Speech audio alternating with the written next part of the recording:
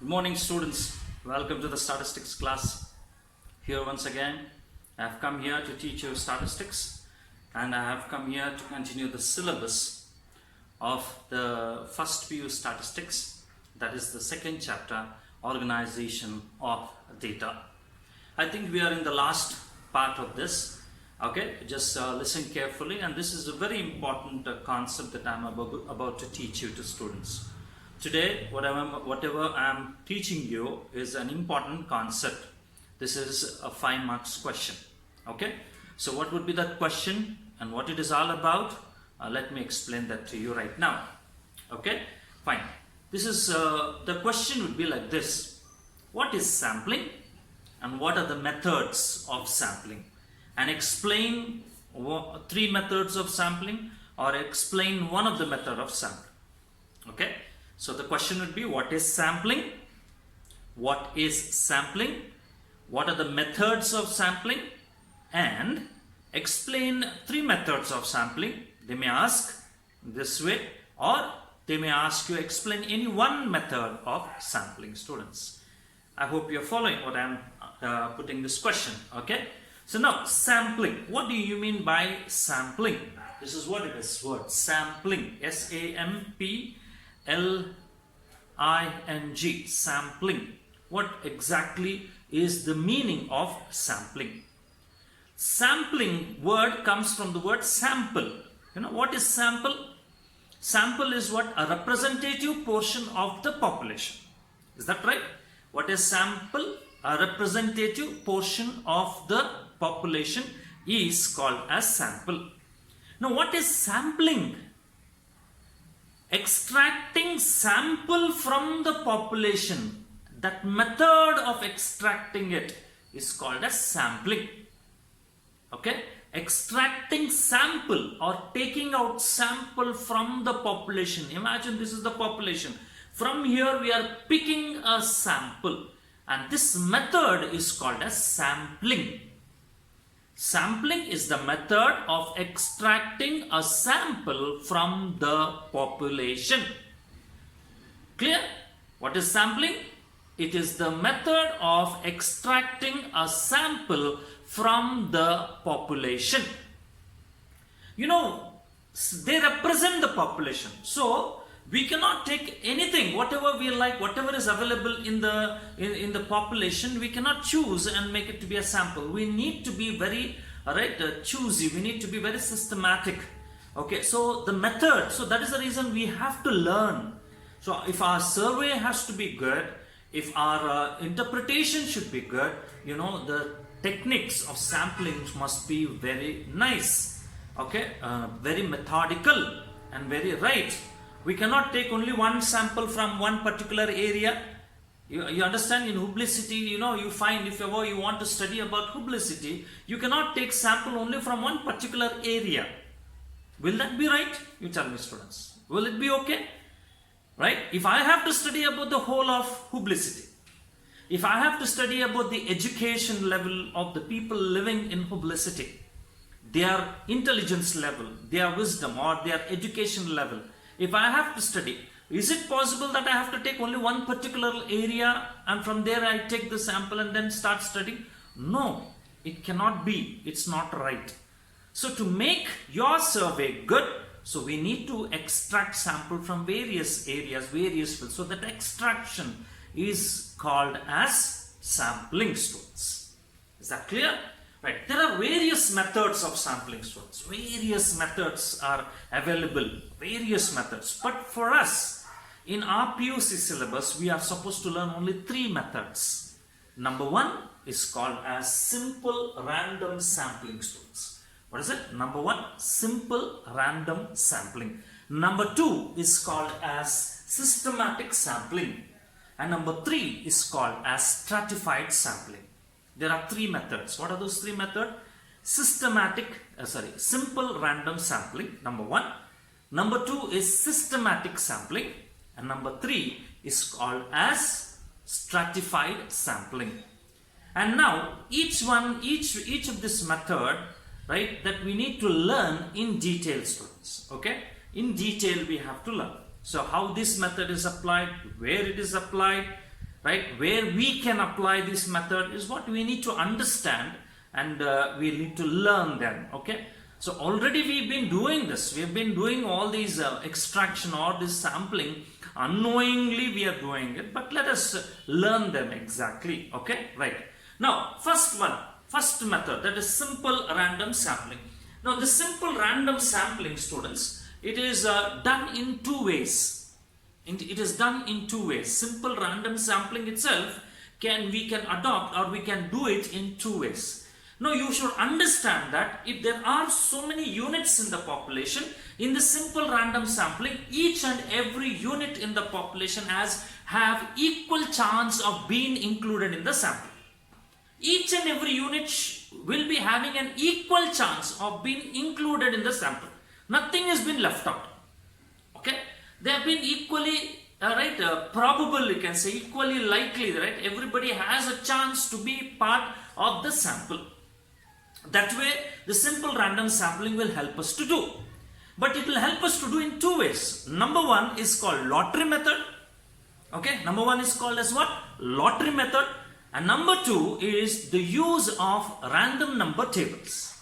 The second method, let's ignore it, because for time being we don't have anything related to random number tables. We are not supposed to learn about that. So we'll think about this lottery method. How this lottery method is being done.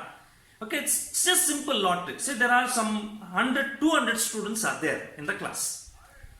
Okay, 100 students are there in the class. Just take an example. 100 students are there in the class. Now in each of the class, we have roll numbers, right? What you should do is that write the roll number of each candidate in a piece of paper, right? Roll it and put it in a jar. Okay, piece of paper, roll number, put it in a jar. Now in 100, you want to have from 100, the population size is 100, from then you want to have a sample of 10. You want to have a sample of 10. 10 people only, 10 students only should be there in the sample. Now each one's 100 students have equal chance to be included here, but it's all been done using lottery. So since all these numbers, we write those numbers of all those roll numbers and put it in a jar. So there are 100 rolls, 100 papers will be there in the jar. Now what we need to do is, we need to blindly pick. How many we have to pick one by one? How many? 10. If you want 10, we pick 10 of them. So this 10, it can be roll number 803, it can be roll number 705, it can be roll number, it can be, if ever it is 800 series, from 800 to 801 to 899 or 900.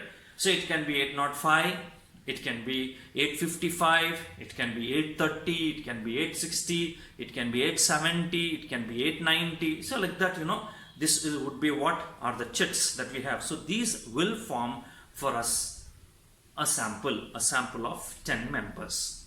This is what is called as lottery system, and this is simple random sampling. Is that simple? Right. If the population is vast, we cannot use this. Is it right? If the population is huge, we cannot keep on numbering every unit and start picking it. It's difficult. So that is the reason why we need to use random number tables. Okay, that the use of random number tables you will learn in the higher classes, students. Now you only have that sentence, use of random number tables, when the population is large, when the population is vast and infinite. At that time we have to use the random number tables. Clear? Right. What is the second one? The second one is called as systematic sampling, students. Systematic sampling. The systematic sampling is the one that you and I most of the times we follow. Okay? Most of the times we do follow it, students. How do we follow? Where do we follow? It's all the time we do follow it in the physical education classes. Is it right? Physical education classes, or in the mass drill, or maybe during whatever it is, our sports annual meet, those times we do all these things. Right? This kind of a sampling we do. Okay? What is it? Like for example, this also is very simple, students. Imagine we have around 1000 units. That is the population, 1000 units. So I'll name that 1000 as n. N is equal to 1000. Capital N tells us all about 1000. Okay? So you need to have what you need to think about. Okay, what should be the sample size, right? Or how much I should be, what should be the sample size? I should have 10. Okay, then n is equal to 10. From 1000 units, you are picking only 10. And 10 members will be in the sample. So what you should do is divide this n. Divide this n. What is that n? N is 1000. Divide this n by 10. How much you get? It is 100. This 100 itself is called as k. K is the sample interval. K is called as what?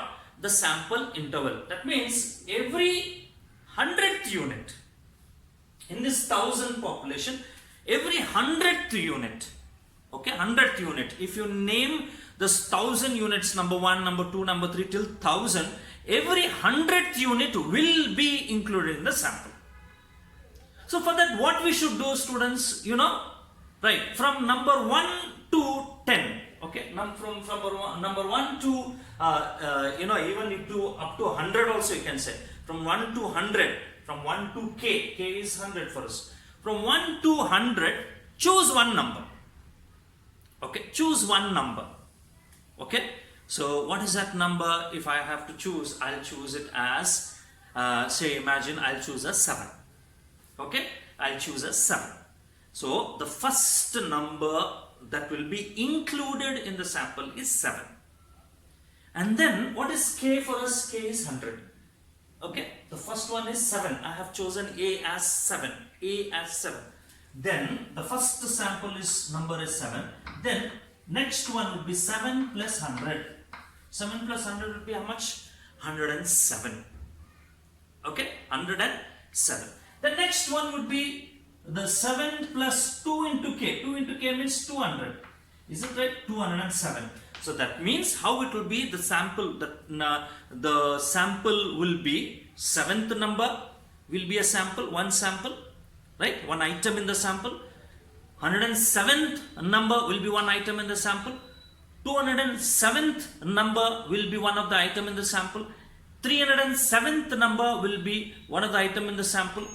400, right, and 7 will be one of the item in the sample. 507, 607, 707, 807, 907. So altogether how many?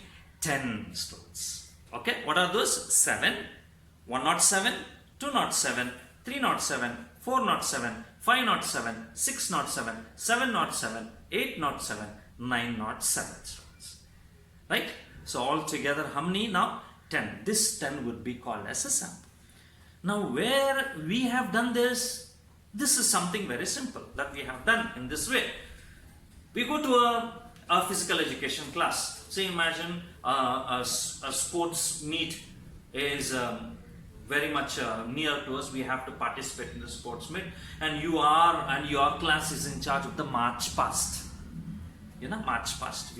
Right? You understand this march past? Yes. So what we do is that the physical education sir will ask us to stand in a line in an ascending order from the shortest to the tallest. Is it right? From the shortest to the tallest, they ask us to stand in a line, and immediately after doing so, immediately he will say, right, what is that he'll say? Right, say 1, 2, 3, 1, 2, 3, 1, 2, 3. Say each one will start 1, 2, 3. Next 1, 2, 3. Next 1, 2, 3. 1, 2, 3. Like that we will do. Is that right? After that what he'll say? He will say one simple thing. All the ones, one step forward. So all the number ones will come one step forward. That will be one sample. He said number 2 as it is, stay there. All the number 3s, step 1, step backward. Go one step backward. All the number 3s will become one sample. Is it right? This is what we call it as systematic sampling. Is that clear, students? Okay, this is the second one. The third one, students. What is the third one? Stratified sampling. When the population have, heterogeneous in nature, the population is heterogeneous in nature. Too many characteristics, too much, varieties will be there in the population. Too much of, characteristics are involved in the population. When it is so much heterogeneous, heterogeneous means mixture, a big, huge mixture, varieties emerge there. At that time, what we have to do is, we have to divide the whole population into some subgroups, some groups. And those groups are called as strata, students. S-T-R-A-T-A, strata. They are called as what? Strata, students. Okay. Say for example, Hubli city. When you think about the Hubli city, in Hubli city we have too many localities, right? Too many localities. Now what we have to do? This one particular Gadag Road area is one strata. Okay. Gokul Road area is one strata. Vidyanagar area is one strata. Okay. Old Hubli area is another strata. So like that, these are all stratas. From these stratas we have to pick samples. Okay. Same by using lottery method, random sampling, or whatever systematic we use, then that particular sampling method will be called as stratified sampling. You understanding? What we do? We divide the whole population into groups called stratas, and from the strata we have to pick the sample, and that picking of the sample can be done by lottery method or by using random numbers or by using systematic, whatever. We do that and pick, and that would be called a sample. Like that, from different areas we pick some samples. Like from Old Hubli area, 25 people. From from Keshapur area, some 20 people. From Gadag Road area, from 30 people. Like that, when we all add them together, that will form a sample to us. This is what is called as stratified sampling. So there are many other sampling, students, that we can learn. Okay, there are many other sampling, fine, and like for example, quota sampling, judgment sampling, all varieties are there. So we don't need to study all that for this PUC syllabus. For PUC syllabus, only these three methods are included.